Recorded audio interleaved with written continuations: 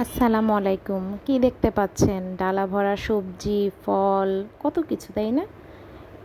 খেলনা মনে হচ্ছে?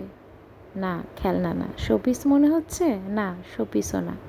এগুলো হচ্ছে সন্দেশ, যা আপনার গায়ে হলুদের অনুষ্ঠানকে আকর্ষণীয় করে তুলবে, মিষ্টি মধুর করে তুলবে, রঙিন করে তুলবে। ভালো লাগলে আমাদের পেজে ইনবক্স করতে পারেন। ধন্যবাদ।